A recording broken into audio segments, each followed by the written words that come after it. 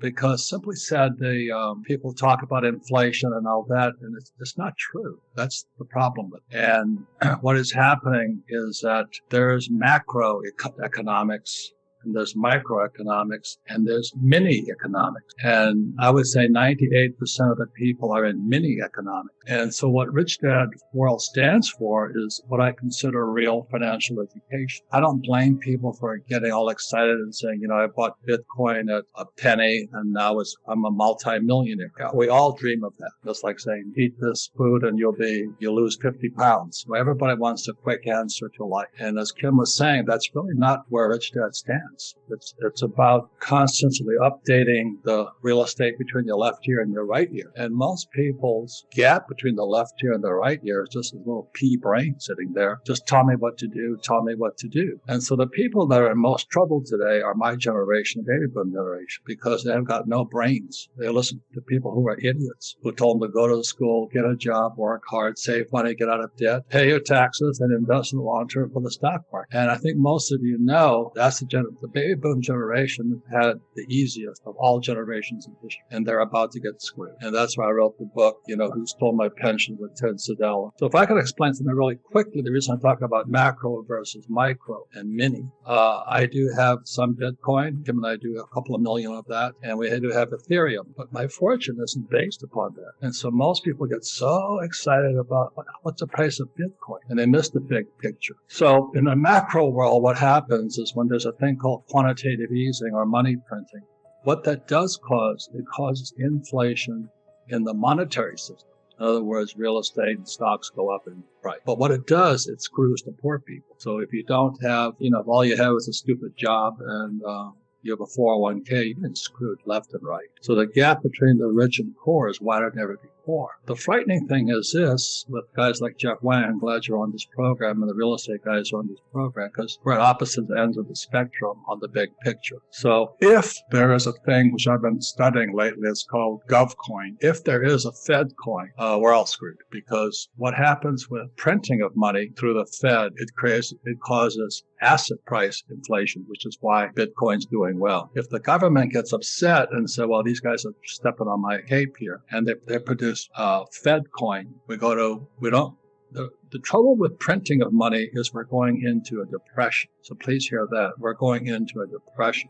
And so when they have quantitative easing, they're trying to prevent a depression. And the trouble with printing money historically is when you print it, there was a short burst of inflation. And we're in such this period right now. Real estate prices are up, stock prices are up, and all that stuff. But it's only short-lived. And then it slides back down into depression. So they're trying to stop depression. And it's called the transmission of money. So it's like I'm giving 4 gears to a car. I know everybody knows this stuff, but it's so obvious. When they print money, they're trying to prevent the depression. But we're going into a depression anyway because it doesn't fix it. And the problem with that, when you print money, it only makes investors richer. But the working class guys, the guys who work in my yard, I feel, they're getting screwed left and right because they're working for money. That was Rich Dad's rule number 1, don't work for money because money is corrupt. So they print money to try and prevent the depression. But the average guy can't even get a credit card, or they have a student loan debt. And that's because there's no financial education at school. The only reason the economy expands is we have to have debt. And that started in 1971 when Nixon put the dollar up to gold standard. So here we are 50 years later, and it's not working. When I came out of school, I think the debt to GDP ratio was only like 20%.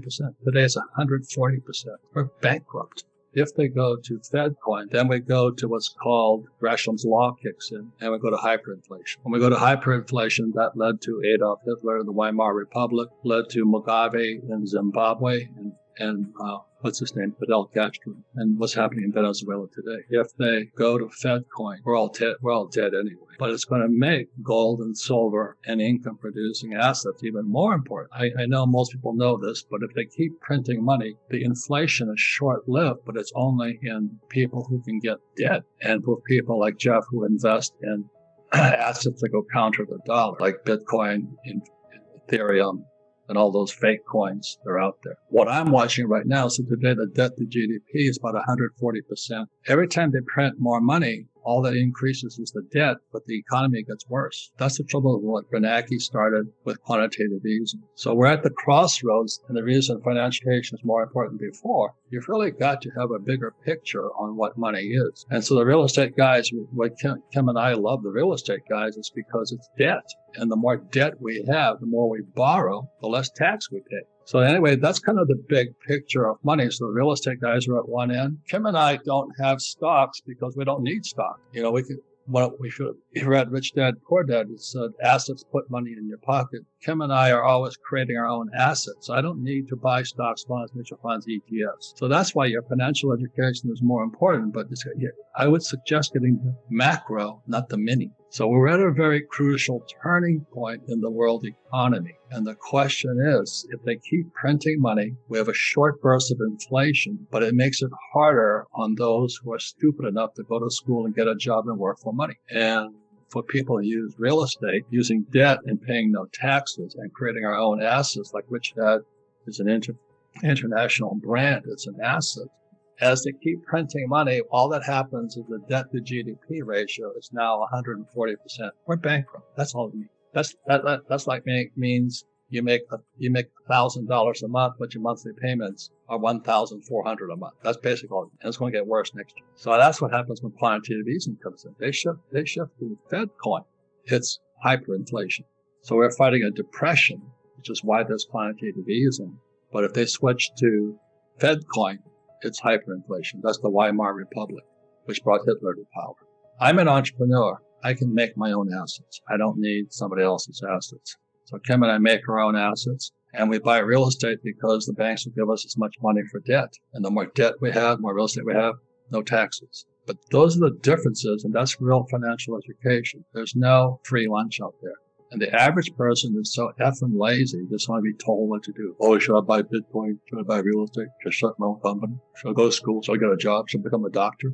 But they miss the big picture. So that's basically my message. So Rich Dad has always been about the big picture. What happened with GameStop, and then they tried to short squeeze silver and all this. It's all it's 100% manipulated. And everybody sits there. And when I talk to people, I say, you basically have two choices. You can sit there and be told what to do. Go to school, get a job, work hard, save money, get out of debt, pay your taxes, and invest for the long term in a 401k, which I would never do. Or you can study.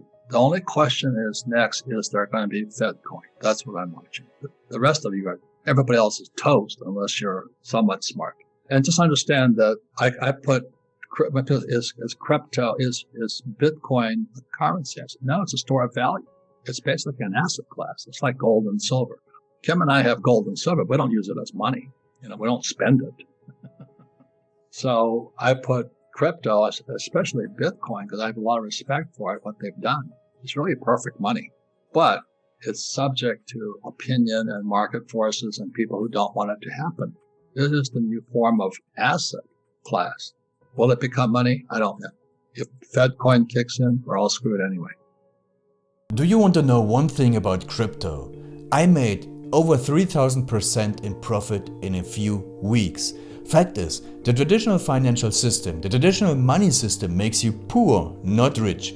If you want to earn $500,000, $1 million, you have to wait until you're 50, 60, 70 in the traditional financial system, and you probably will still be broke. And you will be old. This is not a sexy combination, as you can imagine. But the question is, how can you start in crypto and make these profits? Where to invest? Where to start? My name is Gunnar and I'm from Germany, as you can hear, and things are a little bit different in Germany. More about that later on. Fact is, there are lots of different cryptocurrencies. It's a gigantic universe where beginners and professionals get easily lost. But there is light at the end of the tunnel. There are 7 key steps you need to follow to become successful in this market. You have to know them, and if you fail one of them, it's literally impossible to succeed in this market. Just an example, one of the key points is your exchange, and one of the biggest are, for example, Binance and Coinbase. These are trusted and well-established exchanges, but, and this is a big but, you won't find the super profitable coins on those exchanges. The unknown super profitable coins that get gigantic profits are not traded on those kind of exchanges. They are traded on much smaller insider platforms that are barely known. And I can tell you what those super secret exchanges are and why they are so profitable. And another super important thing are the right information sources. The point is, the internet is gigantic. There are hundreds and hundreds of YouTube channels, blogs, pages, and much more. And there are also market makers and influencers. For example, Elon Musk, he is not a crypto guy, but the moment he recommended Dogecoin, it went through the roof, to the moon, so to say. But why did he recommend it? Where did he hear it from? He didn't hear it from newspapers. And believe me, he is listening to someone. But you have to know who, and you have to react before he is reacting. This is really important. And these are only 2 of the 7 steps you have to follow in order to be successful in crypto. And if you want to know all of these steps in much more detail, and if you want to have a comprehensive checklist, here's what you should do. There is a link below this video. Click on this link and you will get the opportunity to subscribe to my channel. Click on the link and you will see a video where I explain the next steps. So see you soon. Click on the link now. I'll see you there.